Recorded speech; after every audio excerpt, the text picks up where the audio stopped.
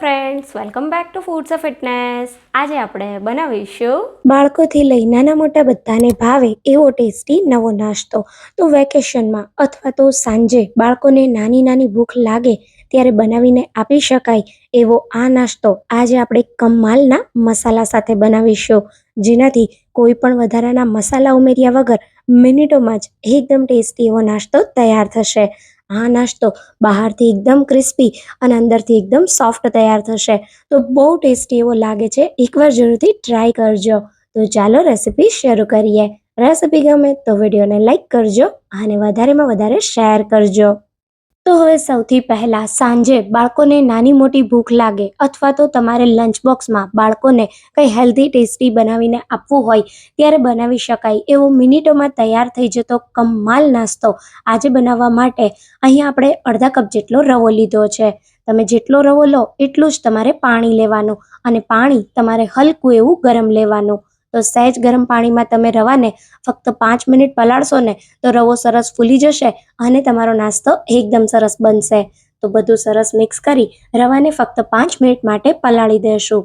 રવો પલળે ને ત્યાં સુધીમાં આપણે એક પેસ્ટ તૈયાર કરીશું, જેનાથી નાસ્તો હેલ્ધી પણ બનશે અને ટેસ્ટી પણ બનશે. તો પેસ્ટ બનાવવા માટે અડધા કપ જેટલા બાફેલા વટાણા લેશું.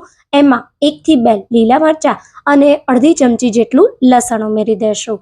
સાથે થોડા લીલા ધાણા ઉમેરી દેશું અને બધી વસ્તુ સરસ મજાની ક્રશ થઈ જઈને એના માટે ફક્ત 2-3 ટેબલ સ્પૂન જેટલું પાણી ઉમેરી દેશું અને પછી બસ એકદમ સ્મૂધ એવું આને પીસી લેશું. તો અહીંયા મેં વટાણા અને લીલા મરચાંની એકદમ સારી એવી પેસ્ટ તૈયાર કરી લીધી છે. તૈયાર કરેલી પેસ્ટને આપણે 5 મિનિટ જેટલા પલાળેલા રવામાં ઉમેરી દેશું અને હવે બધી જ વસ્તુને સારી રીતે મિક્સ કરી લેશું. તો અહીંયા તમે જોઈ શકો છો, બધું જ મેં સરસ મજાનું મિક્સ કરી દીધું છે. હવે નાસ્તાને સુપર ટેસ્ટી બનાવવા માટે આપણે એક વઘાર તૈયાર કરવાનો છે. આ વઘાર સાથે નાસ્તાનો સ્વાદ 100 ગણો વધી જશે. તો વઘાર કરવા માટે 1 ટેબલ સ્પૂન જેટલું તેલ વઘારિયામાં ઉમેરી દેશું અને આપણું તેલ ગરમ થાય એટલે અડધી ચમચી જેટલા રાઈના દાણા, અડધી ચમચી જેટલી ચણાની દાળ અને અડધી ચમચી જેટલી અડદની દાળ ઉમેરી દેશું. બંને દાળનો થોડો કલર બદલાય એટલે તરત જ આપણે થોડા મીઠા લીમડાના પાન ઉમેરવાના છે. સાથે આપણે 1 મીડિયમ સાઇઝની ઝીણી કાપેલી ડુંગળી ઉમેરી દઈશું અને હવે બધી વસ્તુને સારી રીતે મિક્સ કરી ડુંગળી સહેજ બ્રાઉન થાય ત્યાં સુધી થવા દેશું. તો અહીંયા આપણી ડુંગળી સહેજ એવી બ્રાઉન થઈ ટ્રાન્સપરન્ટ થઈ ગઈ છે. તો હવે તૈયાર કરેલા આ વઘારને આપણે નાસ્તાના મિક્સરમાં ઉમેરી દઈશું અને હવે આ નાસ્તામાં આપણે આજે રેગ્યુલર મસાલાની જગ્યાએ એક એવો મસાલો ઉમેરીશું જેનાથી નાસ્તામાં કમાલ થઈ જશે અને એ મસાલો છે મેગી મસાલા ઇમેજિક. આ મસાલો 10 જાતના રોસ્ટેડ મસાલાથી બનેલો છે, જે નાસ્તાનો સ્વાદ 100 ગણો વધારી દેશે. તો ફક્ત 1 પેકેટ જેટલો મસાલો આપણે આ નાસ્તાના મિક્સરમાં ઉમેરવાનો છે, જેનાથી તમારે કોઈ વધારાના મસાલા નહીં ઉમેરવા પડે. તો હવે બધા જ વસ્તુને મસાલો ઉમેર્યા પછી મિક્સ કરી દેશું અને આ મસાલાની અંદર મીઠું હોય જ છે, તો જો તમને જરૂર લાગે તો થોડું મીઠું ઉમેરી દેવાનું. તો મેં 1/4 ટીસ્પૂન જેટલું નમક ઉમેરી દીધું છે. હવે બધું સરસ મજાનું મિક્સ કરી લેશું. બધું સરસ મિક્સ થઈ જાય ને એટલે નાસ્તાને એકદમ ફૂલેલો અને સોફ્ટ બનાવવા માટે અડધી ટીસ્પૂન જેટલો આપણે ફ્રૂટ સોલ્ટ ઉમેરી દઈશું અને ફ્રૂટ સોલ્ટને સારી રીતે મિક્સ કરી લેશું. તો બસ આપણું નાસ્તાનું મિક્સર તૈયાર થઈ ગયું છે.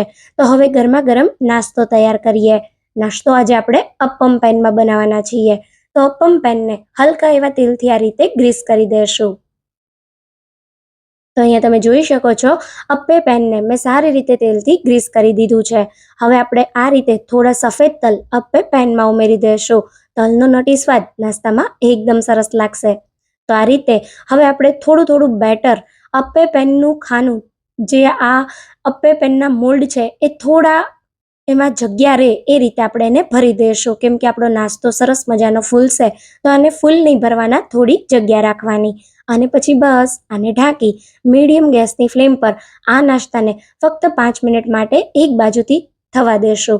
તો ધીમા ગેસની ફ્લેમ પર 3 થી 4 મિનિટમાં જ આપણો નાસ્તો સરસ થઈ ગયો છે. તો નાસ્તાની સાઈડ પલટાવતા પહેલાં આપણે ઉપરની સાઈડ હલકું એવું તેલ ઉમેરી દઈશું અને આ રીતે નાસ્તાની સાઈડને પલટાવી દઈશું.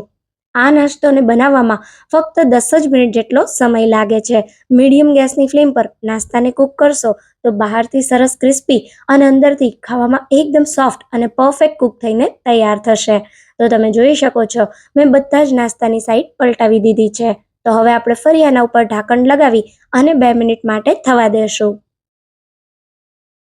તો હવે ફરી 2 થી 3 મિનિટ પછી તમે જોઈ શકો છો આપણો મસ્ત મજાનો ગરમ ગરમ નાસ્તો તૈયાર થઈ ગયો છે.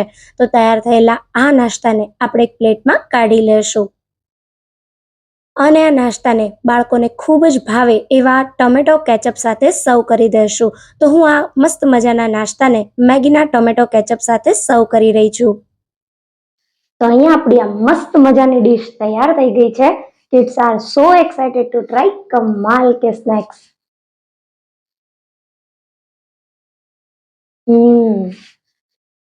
મને બહુ જ ભૂખ લાગી છે. આજે શું બનાવ્યું છે?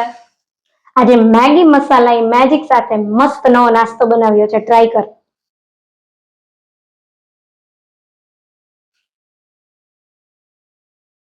Wow, this was truly कमाल.